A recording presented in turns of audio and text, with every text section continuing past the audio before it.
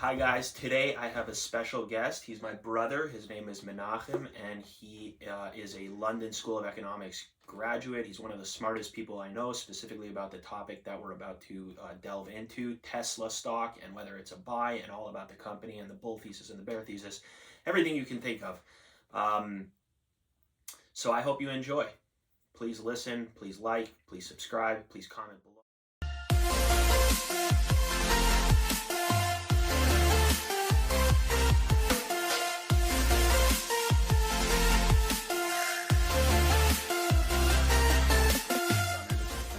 Good. Thanks for having me. Thank you very much for coming. I know your girlfriend is here from Switzerland, but I really appreciate you coming.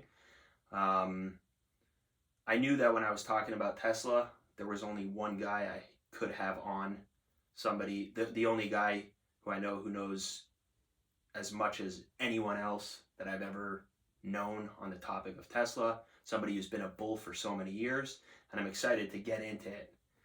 If you would have asked me here for any other subject, I don't think I would have came. Tesla, I can't resist. All right, guys, we're lucky. So I guess my first question is at the beginning. So I remember you came home Passover break in 2017, and you were talking about this company, Tesla. I think everybody knew what Tesla was at that point, but I don't think anybody thought of it as the future. I don't think anybody thought of it as a car company that is essentially going to replace ICE vehicles, internal combustion engine vehicles. People didn't look at it as a company that would be on the S&P 500. I think around that time they might have been going through some of the issues on their own. I think Elon Musk was a visionary. I think he had worked at PayPal at that point, but he wasn't yet to the level where people saw him as legitimate. I think, you could talk about the Wall Street aspect of this, but I think that Wall Street people were pretty much against Tesla. They didn't see it as a sound investment for the future. You saw it differently. You told everybody around the table when we were sitting there at our first Seder that Tesla is the future. Why? So I remember telling our father that he should probably invest in Tesla, but it wasn't from a typical finance analysis. At the time, I was actually studying political science, not finance. And however, I did have a friend who was trading on Investopedia, paper trading, not real money. And he introduced me to what it means to invest in a company that you believed will bring you gains over the future years, decades. And for me, it was incredible to see that I, as a retail investor, someone with not a lot of money, could partake in such a journey. And at the time, in every class I was having in university, we were always discussing the issue of climate change, how it's an existential threat for the coming decades, for future generations, and how we're going to have to tackle this issue. I was reading books from Nicholas Stern, Why Are We Waiting?, studying other prominent climate change authors. And I really thought that if this is, here we're facing an issue and we're going to have to tackle it, and governments are starting to create regulation on it, there must be companies out there that will benefit from this transition.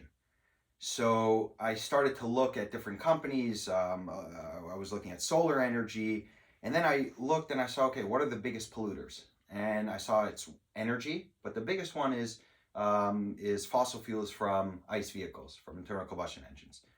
So I looked, okay, which companies are trying to tackle this issue?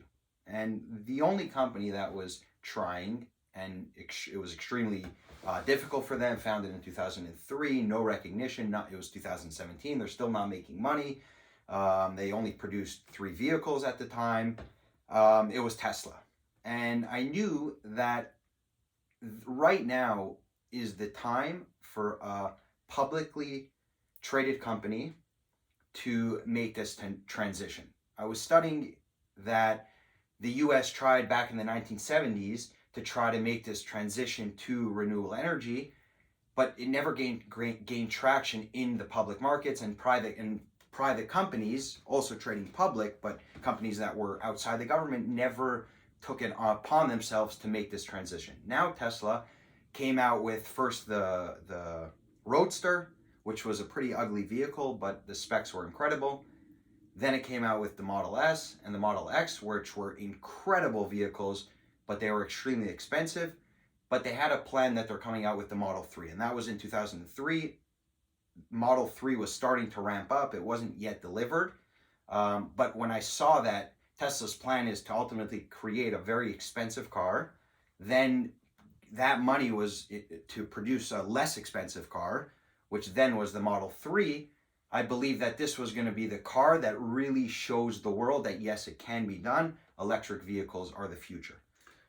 So why do you think other people didn't see this as a necessity in the future, tackling climate change? Why do you think that people just kind of ignored this? I mean, generally people are looking for that next disruptive technology, and clearly climate change was something that was going to need to be tackled. So why do you think other people on Wall Street, why do you think they didn't see this need, and then as a result look at that top company to invest in?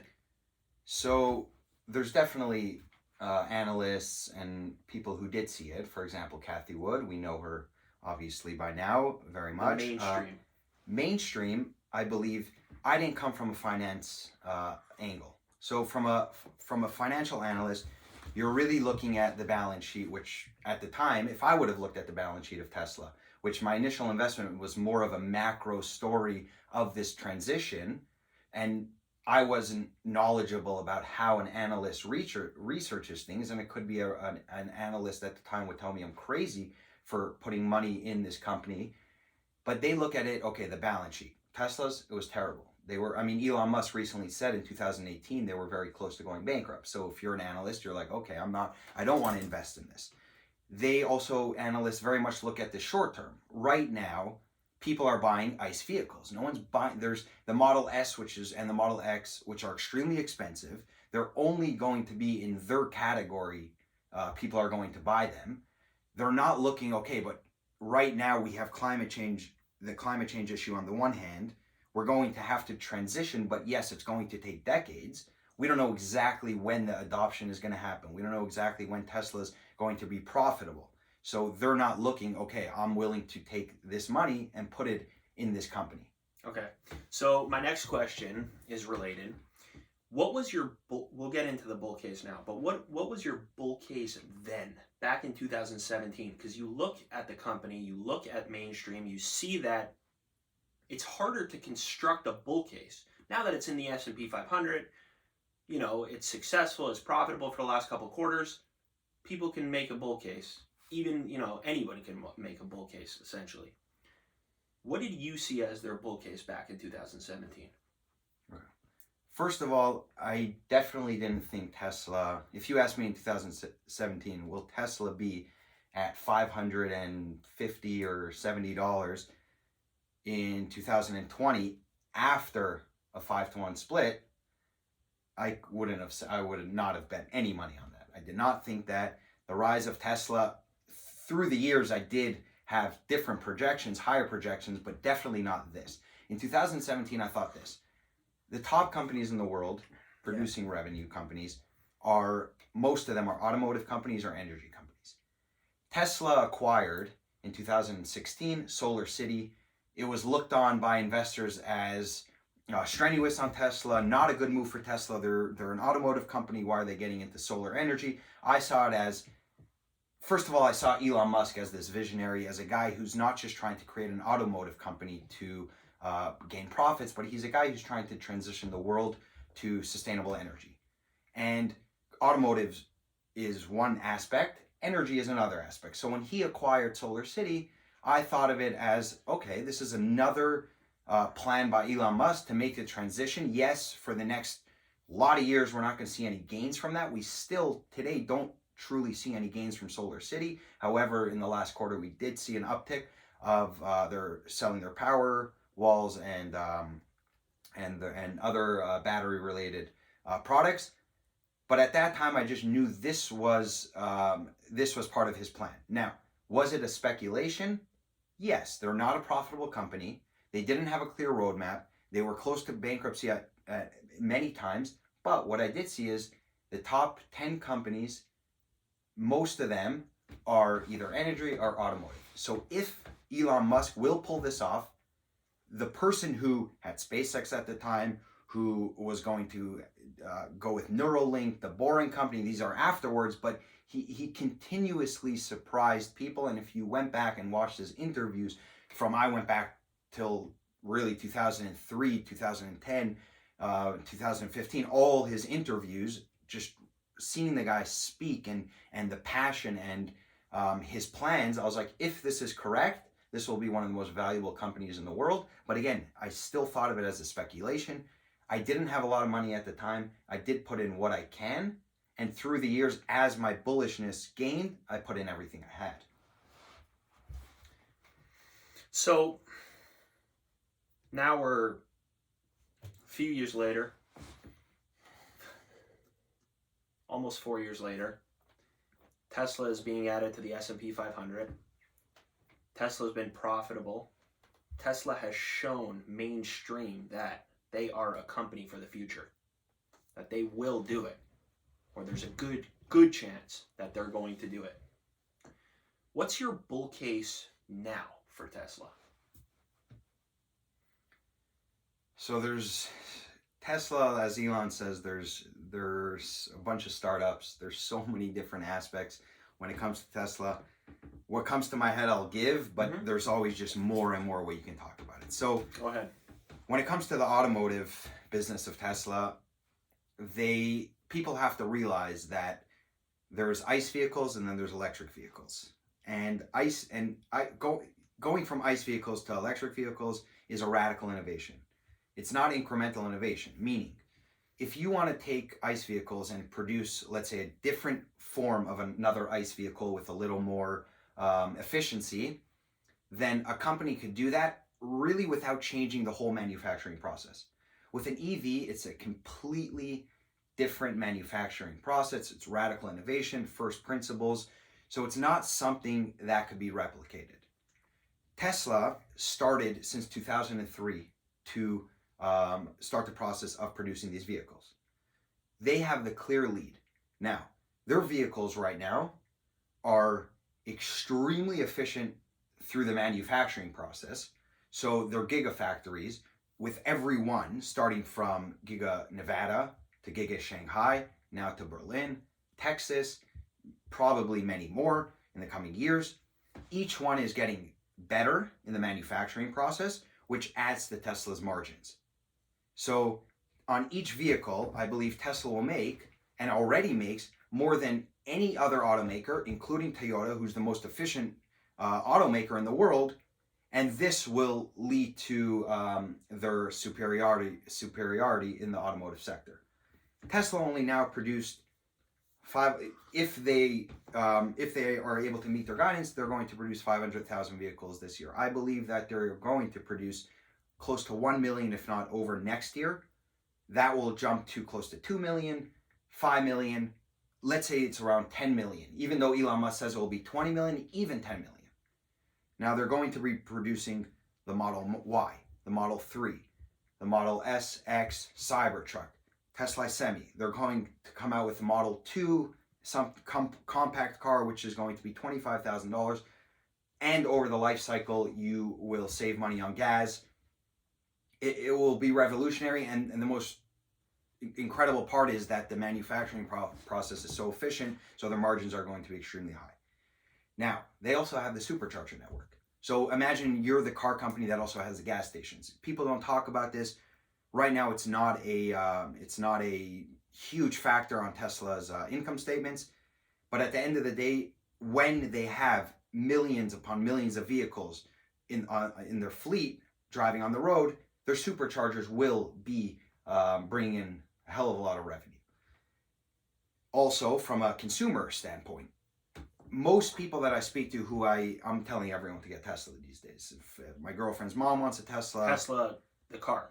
The Tesla, the car, vehicle. Yes. I came to the point actually where I just tell them to get a Tesla, and I don't really have to convince them, because in my mind I'm like, one day they will end up, probably in the next few years, they will just see the benefits. It will be out there. Right now it's kind of like, okay, should I get the ID4 Tesla or an ICE vehicle? And I'm like, you'll see in a few years. So I don't really have to convince anyone anymore. Definitely a few years ago, I was more of the convincing. I don't need to prove my point. I think it will be proved. So they usually talk about the issue of range, and range is getting a lot better. And Tesla is substantially better in range, but also the supercharger network is huge because now you have the gas stations. When you buy a Volkswagen, you're not going to have the same supercharger network that Tesla has. So in the automotive sector, I think they're going to be the most efficient auto company that anyone's ever seen. Second, energy. Energy is, as Elon says, is going to be bigger than the automotive sector. So I believe that will happen over the next 5 to 10 years. If that's the case, then Can you explain what you mean by energy? Energy. Okay, so Tesla has what is the solar roofs. Nowadays, we look around, you won't typically see most houses with solar roofs. Most people get their energy from the grid, which is then importing oil and gas from a few countries that produce it. Very inefficient process, but it's the process. And over time, it changed from coal, from using whale oil, from kerosene to mining oil and gas. Today, we have the ability to put solar roof, which then uses the sun as the power source to charge your home, to give you electricity and all that. So what about people who don't live in sun abundant areas? So there will obviously be other renewable energy sources, hydro, definitely. But you're saying it's enough. But it's enough, and also you're going to have power storage, and that's also what Tesla's their biggest probably energy provider of revenue probably will be the power storage, which is the power wall, and also they have these power stations that store energy for countries and for houses. So you can, as a retail individual, buy a power wall, which you put it in your house. And now if you have the solar roof, then it's not that you don't have sun, so you're out of electricity. Your power wall has been charged from the solar roof, so even when there isn't sun, you have still power from the power wall. And also from these power stations that Tesla puts up, they hold energy, so when there isn't sun, it'll able to still give you energy. So I believe that Tesla Energy is going to be a huge part of the business in the future. Right now, it's a few percentage points of the revenue, so I see that as another catalyst. Another thing is the batteries. Everything we're talking about is batteries. Everything. So whether it is the power wall, whether it is power storage, the industrial ones, whether it is the cars, it all needs batteries. So Tesla in 2019 acquired Maxwell Technologies, and this is because Tesla was and still gets from Panasonic, Cattle, LG, and they said, we're not getting enough. They're not as efficient as we want them to be. So okay, we're going to acquire Maxwell Technology, which has very unique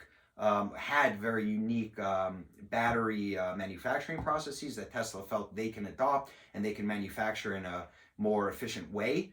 And Tesla ultimately came out in Battery Day with their 4680 batteries, which bring down the price of 56%, give more range, are more efficient, help with the charging. And now these are the batteries that are seen to be the most advanced batteries right now for electric vehicles. So now Tesla also has the source of what is needed to produce an electric vehicle. And I believe that going forward, either Tesla will produce these for their own vehicles, whether it's with partner Panasonic, but they also have the ability to license out their batteries and produce. Volkswagen is going to be in need of many batteries if they want to transition. I believe Tesla has an opportunity potentially in the coming years to provide them with the battery. So now I think they can be a battery provider.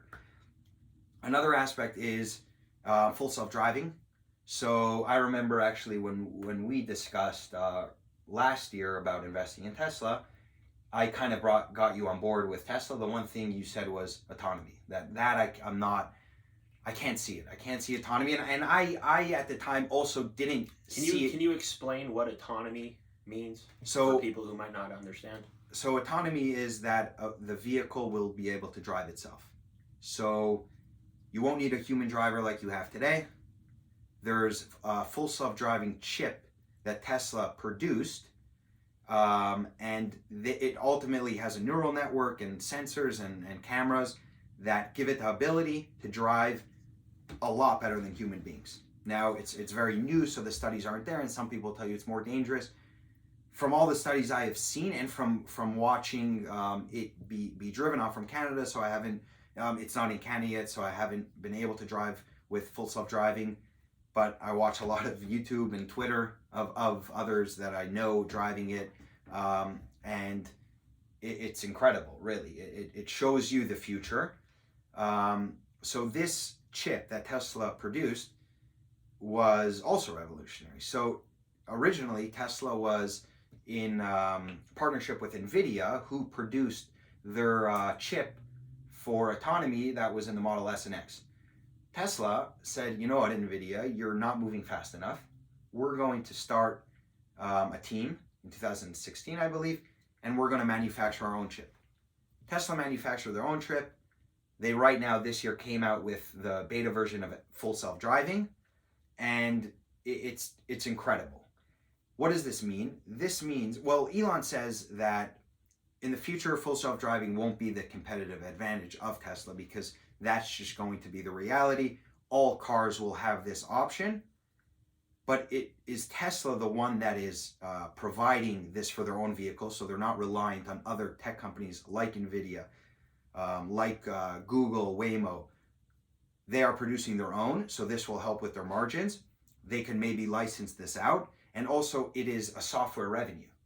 So they are going to be getting on each vehicle that they sell. They can sell it for, let's say, the $25,000 car. Yes, it's cheap, but then $10,000 or $20,000 or $30,000 for the FSD, which is worth it for people who want to use the robo-taxi network. What's a robo-taxi network? Either is basically it's Uber with full self-driving cars. Either Tesla will be able to do this on their own. They have their own fleet of cars, and they take on, they get the revenue of each mile driven, or they just take off a percentage from each customer of Tesla that then gives out its car, part of the robo-taxi network. That's another huge future revenue for Tesla, source for Tesla. And another one is, which we talked about, the software of FSD. There's software also in terms of, like Apple, right now Apple, the reason why it hit 2 trillion, or a big reason, is because of its services. A lot of it is the App Store. Tesla, after there will be millions upon millions of cars out there, they also right now have an App Store, but I believe that will be much bigger in the coming years. So, and software in general, for example, with the Model Y and the Model 3, you were able to pay an extra $2,000 to get like 0 to 60 instead of you were able to take it down by 0.4 seconds or something for $2,000. So these continuous software updates are also a huge revenue stream that the automotive sector has never seen. That's incredible. So wait, so to understand this correctly, you can use software on your car to allow it to go quicker. Yeah, you can from 0 to 60 in a shorter period of time with software. With software, you can buy. So you can buy Tesla. Yeah, you can buy Tesla. Every other vehicle, what you buy is what you're going to have. You cannot, and the vehicle decreases in its value and in its how what it can do. Right, more mileage, can do less mileage, and nothing else is increasing. With Tesla, yes, you can, if it goes 0 to 60 in 2.4 seconds, you can wake up the next morning, you get an alert, you have the option to pay $2,000, and you can do 0 to 60 in 2.2 seconds. Yes. So, okay. And the last thing I would say is just, if we're talking about them having the batteries, them having the most efficient manufacturing process, there's other sectors. A decade from now, let's say Tesla reaches its peak of producing the energy sector and automotives. What about robots, VTOL jet, which is vertical takeoff and landing jet? There's so many other areas that are going to need to be disruptive, and who better than Tesla? Yeah, they already have the infrastructure. Yes.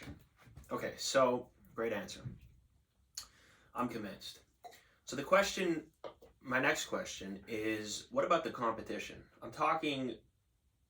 We'll talk later about the Neos, the Xpeng, the workhorses, but I'm talking specifically about the actual potential competition. The competition like GM, Volkswagen, Ford, competition that has produced ICE vehicles for years. They have the factories, they have the infrastructure, the government incentive or the backing of the government to create jobs.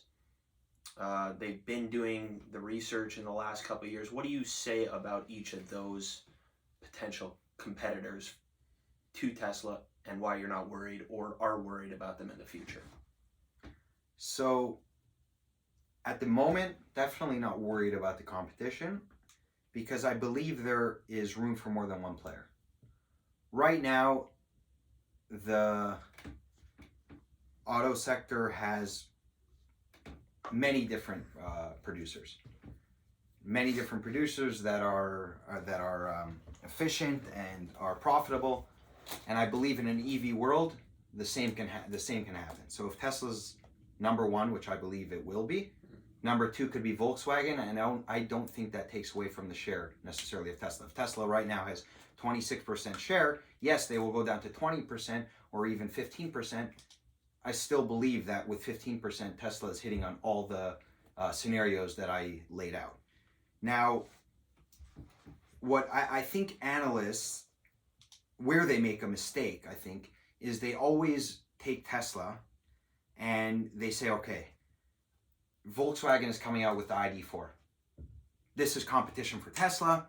Volkswagen with the ID.3 sold this many vehicles, competition for Tesla, taking away market share. I don't look at it like that. I look at it like this. There's not just the EV sector and then the ICE, the internal combustion engine sector. They're both together. Whoever bought a Tesla traded their ICE car for the Tesla. So when I look at it as you have Tesla, who is competing with ICE vehicles, and the Volkswagen ID.4 not competing necessarily with Tesla, but competing with ICE vehicles. So whoever bought the Volkswagen traded in their Volkswagen that wasn't an EV, and they just like Volkswagen. So when you look at it like that, you're not looking at it as in Tesla produced 500,000 vehicles, and now Volkswagen is selling thousands of vehicles, and the percentage of that market share being eaten up by Volkswagen is a huge threat. No, I look at it as the whole automotive sector. Volkswagen now producing thousands of vehicles, but in the grand scheme of things, it doesn't look as ginormous of a number when you look at it as all the vehicles together. So I think that there's room for more than one player. And why do I believe Tesla will be the number one player, and why am I not scared that, okay, Volkswagen is an automotive company that is selling 11 million vehicles this year. That's generally, or 11 million vehicles this year, a little less because of the coronavirus, but generally around the 10 million mark. They're one of the most efficient manufacturing companies. Toyota, which I didn't speak about, and that's only because they don't have the same EV visions that Volkswagen has, but they're also an efficient company. Why am I not scared of them then realizing EVs are the way, so they come to adopt the EV manufacturing process, and they use all their factories? The reason is because Tesla started this since 2003. And because it's a radical product, I don't believe that you can see Tesla as now becoming profitable, so forcing us to transition, because clearly all these strategies that Volkswagen has, BMW, Ford, GM, all these strategies are only because Tesla made it to where they are. Tesla had the ability for 17 years to, at their own pace, get to where they are. Right now, these companies have to make the transition we're talking about years, or else many of them may go bankrupt, merge, or get taken over, or they're not going to be profitable. I don't believe that. Many times you'll see Ford is planning now to put billions more into their EV project. Whoa, they're competition for Tesla. I don't think so. I mean, you can't do that transition in such a short period of time. Another reason is once Tesla's here, then and the others are here, it's not like Tesla's not moving forward. Every day Tesla's moving forward, and at a certain point you only get better, and they are already focusing on different things. And the last point is from the studies, they show that the top engineers in the world want to work for Tesla. So if they're getting the top engineers in the world, then their lead will probably continue only for that reason. Okay, I understand. So my next question is more of an Elon Musk question. I know you're a fan of Elon Musk. I don't see how you can be. He's a very humble person, somebody who's a brilliant mind, really radically innovated and disrupted a huge technology. So my question for you is Elon Musk holding up the company of Tesla?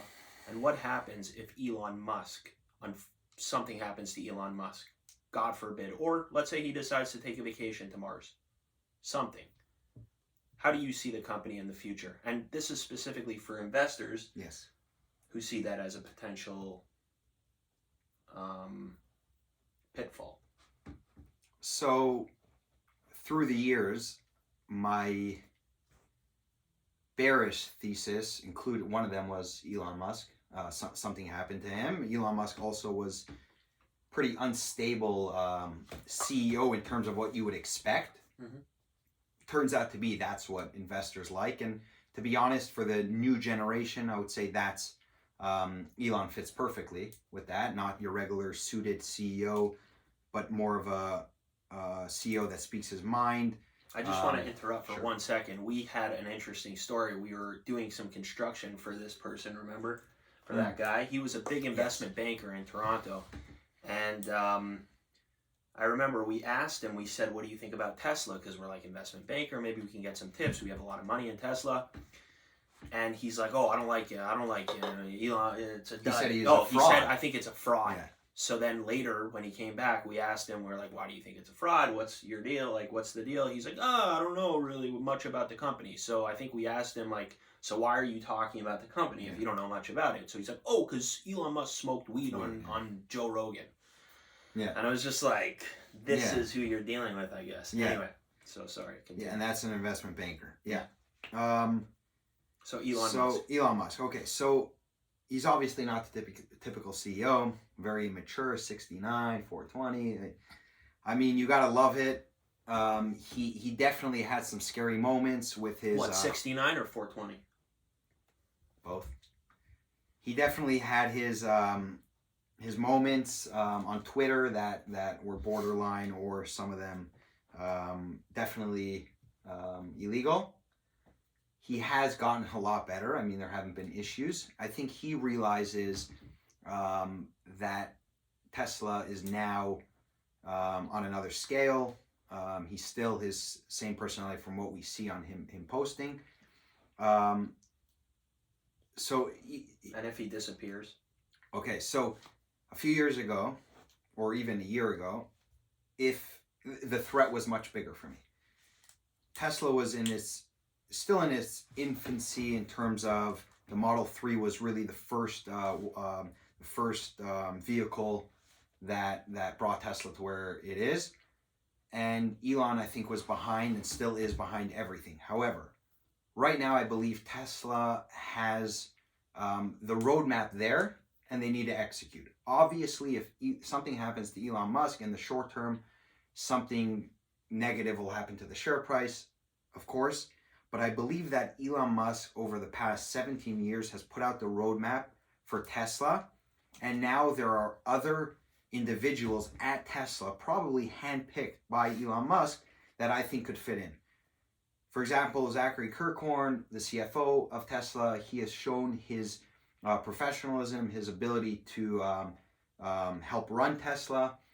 And I believe that he's an individual that is extremely important for Tesla. And Elon has asked the question, who would take over? He didn't answer that question. We don't know who would take over. But he's one individual that is obviously extremely important for Tesla. You have Jerome Guillen, which is the head of their automotive sector. He worked in Daimler before, Mercedes. He's the one who ran the semi truck project. He's extremely important. He's there. You have Drew, who was a big. He's right now pretty much running the battery business, or at least in charge of a lot of that. I believe he's extremely important, and many other individuals, from Pete Bannon for in charge of autonomy. So I see that Elon Musk has handpicked a lot of these individuals, has created the roadmap. Obviously, will be a huge loss for Tesla, and really it might have an effect on the company. But I believe that over the next even year or so, Tesla is becoming into the company that then just needs to execute the plan. So it's not about anymore the beginning phase of creating that plan. And also, what's interesting is all these individuals that I discussed, even the CFO, they all have engineering degrees. They're all engineers. Everything about Tesla is engineering. So that is a huge, I would say, win for the company. Okay. So I guess my question is, my next question is, do you see Tesla? Okay, so most people, when they hear of Tesla, they focus on the auto company. And you spoke about the energy company being a major part of Tesla's future and a major part of their revenue source. So I guess I just want to get an idea for potential investors out there. Where do you see Tesla's auto business? Where do you see their energy business? Should somebody looking to invest in the stock focus more on their energy, on their auto, more on either one? I guess people never really talk about their energy business, so I guess I'm trying to understand where each ranks, how in the future each will take over and produce revenue for the company. So the automotive and energy specifically. Both of those, yeah. Okay. The energy business right now is probably where the automotive business was in 2010, 2011, 2012, right when the Roadster came out. And it right now has, I think, a few percentage points to the revenue. It has 2-3% margins, while their automotive is about 25%, 28% actually in the last quarter, 23% excluding regulatory credits. So right now the energy business is in their infancy. Now, as you're talking about a company, you only can talk about the roadmap, what you believe that Elon Musk is saying. Do you believe it's true or not? They provide solar roofs, they provide power walls, and they provide power stations with their batteries. They've done it. They've had, I'll give you a story. For example, in Australia, you had one of the, I think it was the Prime Minister at the time, a few years ago, who was, they were having energy issues, and Tesla and Elon said, I'll build the biggest battery and will provide energy for whatever cities needed it. And they pretty much said, yeah, right, Elon, let's see if you can do it. One of the prime minister, I think it was at the time, Reformer, was laughing at Elon. There's no way, making bets, you can't. They came there, they built one of the biggest energy stations, and now they're providing energy to those cities that are using it and that had issues before. They're doing the same now in the UK, other places around the world. They are now starting to ramp up more of their solar roofs. They have back orders for people have to wait months and months if you order them. Same for the power walls, and that's not even global. That's only in the US for now. The products, I think, are revolutionary. Elon Musk said in the last earnings report that next year we're going to see what kind of product the solar roof is. So I think we haven't even seen what the solar roof will be. And if you believe, okay, Tesla will be providing all of these products, which I think will be at a cheaper rate than other companies, although there's room for other companies. And I believe that because the automotive sector is going to be so profitable, so they can get people to at least adopt it. And usually if you're a guy who's buying a Tesla car and is doing a solar roof, you're like, okay, then I might as well take Tesla. So I think they have already the brand recognition. And on the other hand, I believe that the future is solar roofs and the future is power storage.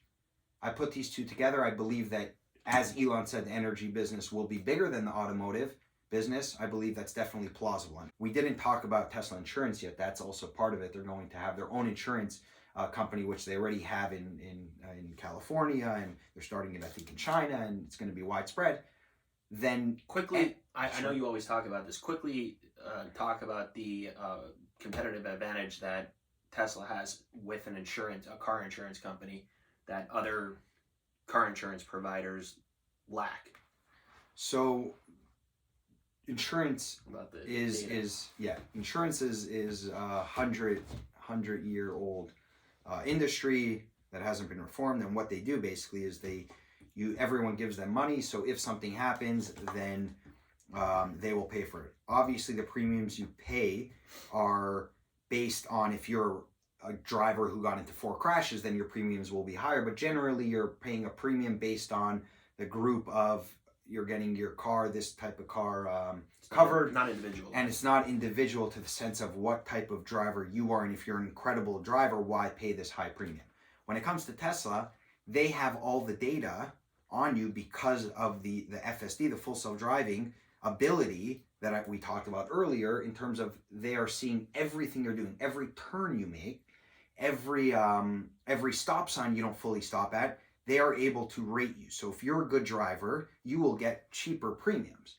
And it will, first of all, incentivize people to drive safer, but it will also make Tesla have the ability to pinpoint exactly where premiums should be higher, where they should be lower, where they can make more money based off this AI and the neural network that is taking all this data. Second, if Tesla has this FSD, people will still be paying insurance because you never want to drive a car without insurance, but cars will be much safer, and they'll have less accidents. So Tesla will be paying out less because people will be in less accidents. So I guess my question right now is, sorry, just give me 1 second. Okay. So I guess the question then is, isn't it a contradiction if you have full self-driving, if people are not driving their cars, and insurance? In other words, how are you charging somebody for insurance if you're their driver, essentially? If you're providing the FSD, the full self-driving, and so the car is driving itself, how do you kind of how do you then sell insurance, which is individualized based on the person driving? So when you are buying insurance, for example, let's say that your house won't burn down. The chances are your house is not going to burn down. Right.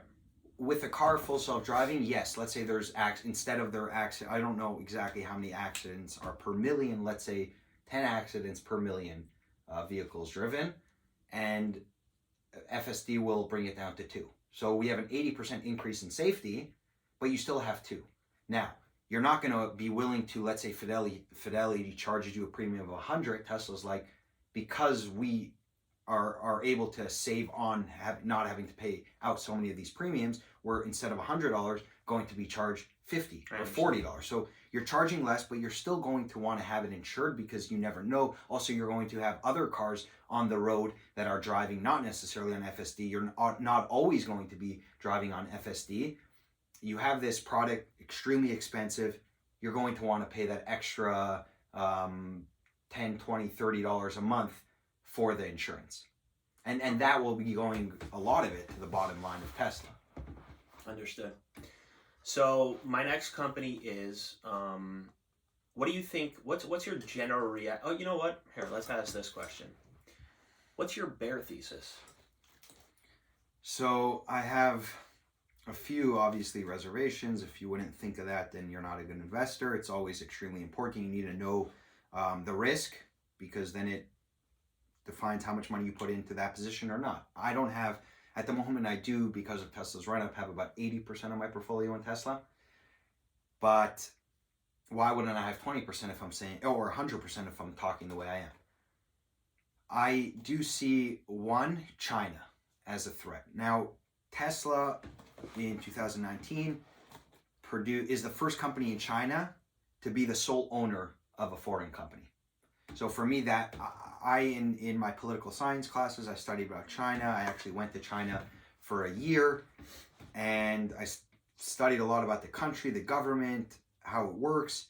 For Tesla to be able to get that is extremely, extremely prestigious. For the Chinese government to say you can have a foreignly owned company. However, I do have in the back of my head that China is doing this, one, because they know that they have one of the biggest polluting countries in the world because of their quick industrial revolution that they had, and they want to transition from ICE vehicles to EVs, so who not to have but Tesla to bring on this trend. However, I do believe that they also see Tesla as having the best technology out there, and China is known for stealing intellectual property and for treating Chinese companies with more advantages than non-Chinese companies. So I do see in the future that, one, there's the possibility of the stealing of intellectual property. And if Tesla's rivals in China are able to produce the same vehicle, then I can see the Chinese government favoring those Chinese companies. And more than that, I can see down the line when China feels, okay, we got everything we need from Tesla. Tesla's right now has 20% market share or whatever in China, which is the largest EV market in the world. And where Tesla, I think its bullish case is a big part in China, we're gonna act in certain ways that will reduce Tesla's position in the world, because ultimately, maybe 5-10 years from now, the US and China are in geopolitical competition. So I definitely see China as a threat in the longer term. Another issue that I see is the idea of hacking. I mean, we're moving to a digital world, which is, I believe, a danger for vehicles that have software on them, and that someone could technically hack the Teslas. There's right now a story of the Model X's that there was a way for someone to unlock the vehicles and hack the chips, the cards that opens your Tesla. A research institute found it, and now they were working on fixing it. The cool part is that they fixed it through a software update. But obviously hacking is something in the future. Now, if we're talking about hacking, it's not just for Tesla. It's something that can happen to all electric vehicles. It's something that can happen just in the digital world. But it's definitely a reservation I have. I would say those are my two main... and then you mentioned before the Elon Musk. And the Elon Musk, but I believe less the Elon... As years go on, I believe that once the roadmap is there, even without Elon Musk, Tesla gets the best engineers. They have a great team handpicked, I'm assuming, by Elon Musk. So I assume that that's becoming less and less. That was definitely something I had a year ago and before. It's becoming less and less. Although I really hope, obviously, nothing happens to it. Okay. So I guess I don't think you like to answer this question based on my observations and how, people always come over to you and ask you, should I buy Tesla at this point or at this point? Is Tesla a buy? Obviously, you don't want to be the reason why people put their money somewhere, which I think is a noble thing. But I guess for the sake of the argument over here, let's ask you, at this level, Tesla is obviously at a very high price. You're going to pay a high premium. Yeah. Some people think it's not justified. What do you think about people investing in Tesla at this time? So, what I would say is it depends. If you're right now buying Tesla because they are going to be included in the S&P 500 and you believe the stock price is going to go from 570 to 800, you'll sell out, you'll make whatever money you made.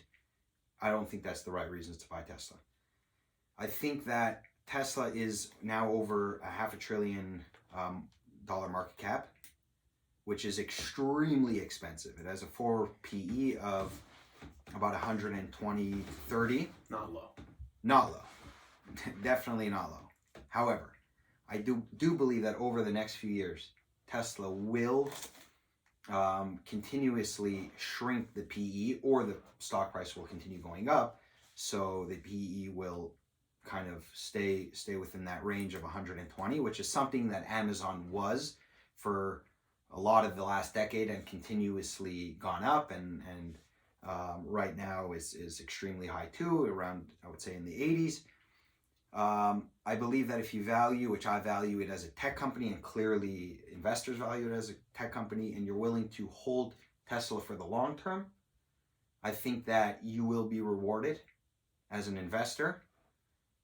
What I would say is, if you buy now and it drops $100, you look at me and say, screw this guy, why did I buy? I would say it dropped $100, buy more. So I wouldn't put in a full position now. And just, you buy the shares and you put it in the drawer, and you don't look, you can look at it, but you don't think of selling, buying, unless it's going down. And when you reach the full position, then that's it. For the long term, I think it will be. I think Tesla is, if you look at Saudi Aramco, which is the most valuable company in the world, energy, Apple, the second most valuable company in the world. I think Tesla produces the same type of products as Apple. I think that it's going to be an energy business like Saudi Aramco. I think it could be, in my thesis, that it will be a multi-trillion-dollar company. Okay. But don't time it, extremely volatile. But obviously, be responsible, do your own research. You know, I actually want to say a story about Mendy. So when I heard about his investment in Tesla, and obviously we spoke about it, I said, I want to invest in Tesla. And so, do you think I should invest in Tesla? Or here's my money, invest in Tesla. And he said, no. He said, do your own research. And when you come to the conclusion, like I did, based on a lot of research, that it is a buy and that it's somewhere where you would feel comfortable putting your money in, not just based on what I say, then we can invest in Tesla. And then you could give me your money and I'll put it into the Tesla shares. And that's what I did. So it's not telling you to buy, but just obviously what he believes is yeah. So I guess my next question is not necessarily test related, but I wanted to know what you think of NIO, XPeng, Workhorse.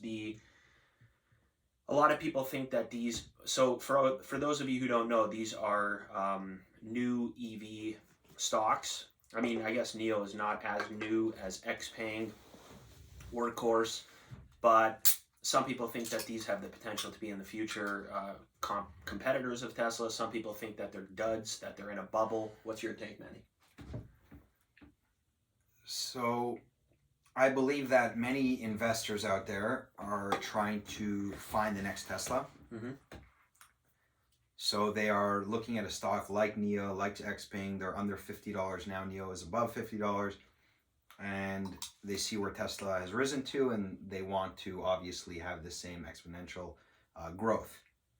So on the one hand, I think that's one of the reasons that are pushing it up. Another reason is we are transitioning to EVs. So they see this, okay, these are other companies that have the opportunity, and they're also pure plays. So they're not in, Ford, for example, didn't have the same run, or GM didn't have the same run, or Volkswagen didn't have the same run, because ultimately, whatever EV those companies create or produce, they're going to be competing with their own vehicles. Companies like NIO, XPeng, Nikola, I don't know if you mentioned, that's... We're gonna talk about that. They see them as pure plays in the EV world. I don't want to get them upset.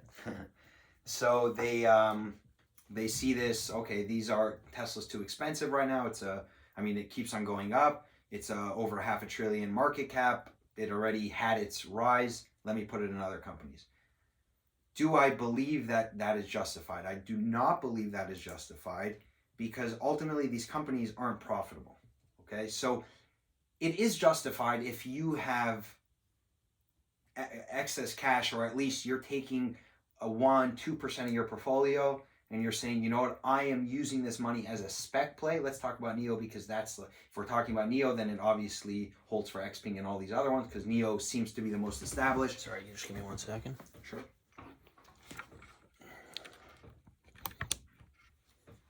NIO seems to be the most established, but so we'll talk about NIO. NIO at the end of the day is not a profitable company.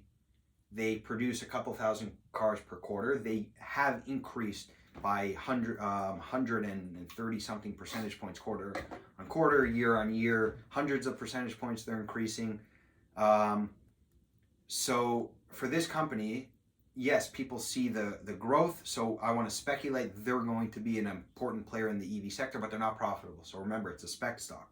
So if you're someone who's like, I'm going to put more than a couple percentage point in a portfolio in it, I think that's a very risky move because they haven't proved themselves. And also, if you take a company like NIO and you're like, okay, they're going to be the next Tesla. They're two different companies. They focus on two different things. They both produce EVs and right now are creating the revenues on EVs. But Tesla is a vertical integrated company. They produce their own vehicle and are basically producing everything throughout the whole process of the vehicle, while NIO doesn't even produce their own vehicles. NIO has also been bailed out in the last year by the Chinese government and is provided a lot of cash from the Chinese government. They haven't proved anything, and they right now have a market cap of over $70 billion. That's like GM and Ford put together. I'm not a fan of GM and Ford either, but I don't think that NIO is justified for its valuation. I'm not saying sell anything because ultimately I think, okay, it's a spec play, the same reason why when I bought Tesla it wasn't either profitable. And I think that there's a lot of articles and a lot of research that doesn't help investors. For example, I read an article this week that talked about the valuations of Tesla and NIO and which one is more overvalued, and it said NIO is cheaper than Tesla. And they compared the revenues of NIO and the revenues of Tesla. But what they did is they took the revenues of NIO that was in RMB, yuan, the Chinese currency, and they used that in the US, comparing that to the Tesla's US. The problem is the RMB is 1 to 8 of the US. So you have to cut NIO's revenue in 8 and then do the analysis. And this was on a reputable source. So dishonest. Yeah. So I think you'll see that. I think a lot of people see different, and suddenly there's buy ratings on this stock, and NIO's going to go to here and there, and I think that people should be very careful, and even with Tesla, people should be very careful. Okay, so last question, and then we're going to continue the conversation next week, hopefully. What do you think about Nikola? I mean, I know that to set this up, I know that right when Nikola came out and that day that it went flying up, I remember we were talking, we didn't think that it was legit. He just seemed, Trevor Milton just seemed like the type of guy who was kind of a scammer. He just talked and talked and talked about something, and then you didn't really see anything, and people, I guess, like you said, were just speculating as to, how it's going to perform in the future based on almost no revenue besides for the solar panels, and no product either. The product was set to be released. I remember, so that's how we thought about it. So I guess, what do you think about that when you see, you see a guy like Elon Musk, you see the people beat up on him for the last couple of years, and then a guy like Nikola comes around, and now he's on CNBC. A guy like Trevor Milton comes around, he's on CNBC. Everybody gives him a second chance. The stock price flies up on nothing. I mean, how do you feel about it? So, interestingly enough, just to add on to the story of that we bought originally Nikola when it was VTIQ. Yes. A little bit under 20, and then the day it ran up, we sold it at 40. The shares that we had, and we felt amazing. And then throughout the day, suddenly it goes after hours to 90 something, and we're like, damn, we should have just held it and then sold. But then obviously it came back like at $40. I knew it was extremely overvalued. It kicked in of take that money and put it in Tesla. And we may or may not have shorted it. Exactly, but put it in Tesla. And then I watched an interview of Trevor Milton on some YouTube channel, and after that interview I felt good about selling about 40. Never was going to buy Nikola again. The way he talked, it was just, it was we thought it was a scam. So that was how it started off, and then obviously with the stories coming out, it just wasn't shocking to us. And it taught us a lot about the market, of how in the short term investors are just trying to jump on these stories. Analysts are trying to jump on these stories news our outlets are trying to jump on these stories. But it wasn't surprising because the whole story, and if Nikola right now, if someone asked me, should I invest in it, even as a spec play, I would say no. I would say, and if you own it, definitely sell it.